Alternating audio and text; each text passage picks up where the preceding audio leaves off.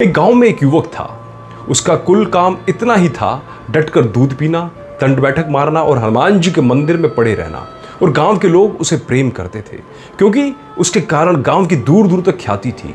उस जैसा पहलवान नहीं था और उसको कुछ काम ही नहीं था और बस दूध पीना, दंड बैठक मारना और हनुमान जी की भक्ति करना। लेकिन सम्राट उससे बहुत नाराज था क्योंकि सम्राट जब भी अपने हाथी पर बैठकर निकलता मंदिर के सामने से तो वह युवक कभी कभी बाहर आ जाता और हाथी की पूंछ पकड़ लेता और सम्राट अटक जाता, हाथी ना चल पाए। ऐसा उस युवक का बल था।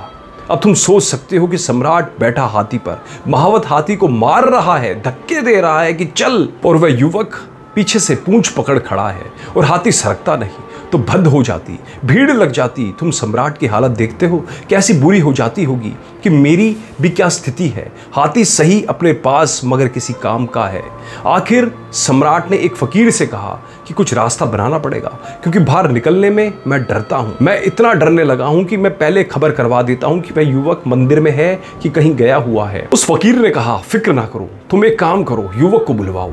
युवक बुलवाया गया। फकीर ने कहा कि देख, कब तक लोगों पर निर्भर रहेगा, किसी दिन अगर लोगों ने खिलाना पिलाना बंद कर दिया फिर तेरा क्या होगा। युवक ने यह कभी सोचा ही ना था कि फिर क्या होगा। सुन मेरी, सम्राट राजी है, तुझ पर बहुत प्रसन्न है, वह तुझे 1 रुपया रोज देने को राजी है।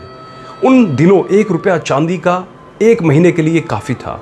1 रुपया रोज देने को राजी है मगर एक छोटा सा काम करना पड़ेगा। उस युवक ने कहा, काम तो मैं कुछ नहीं जानता। फकीर ने कहा, काम ऐसा देंगे जो तू कर सकता है, बड़ा सरल काम है। रोज सुबह 6 बजे मंदिर का दिया बुझा दिया कर और रोज शाम 6 बजे जला दिया कर, इसका तुझे 1 रुपया मिलेगा। उसने कहा, यह काम सरल है, मैं मंदिर में पड़ा ही रहता हूँ, सांझ जला दूंगा 6 बजे और सुबह 6 बजे बुझा दूंगा और 1 रुपया मिलेगा रोज। युवक राजी हो गया। सम्राट ने कहा, इससे क्या होगा, और आपने एक मुसीबत कर दी, वह और दूध पिएगा और यह कोई काम है।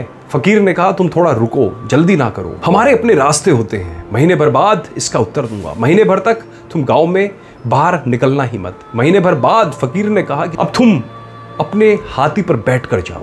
सम्राट निकला अपने हाथी पर। महीने भर से युवक राह भी देख रहा था कि सम्राट निकला नहीं। उसको भी मजा आता हाथी की पूंछ पकड़कर रोक देने का।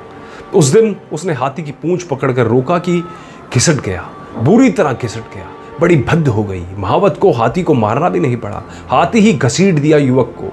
सम्राट ने फकीर से पूछा, तुमने यह क्या किया, इसको फिक्र में डाल दिया। अब इसको एक चिंता बनी रहती है कि 6 बजे की नहीं, रात भी चैन से सो नहीं पाता। 2-4 दफे उग जाता है कि 6 तो नहीं बज गए, वह दिया बुझाना है। इसको मैंने चिंता दे दी, इसकी मस्ती चली गई, इसका बल चला गया।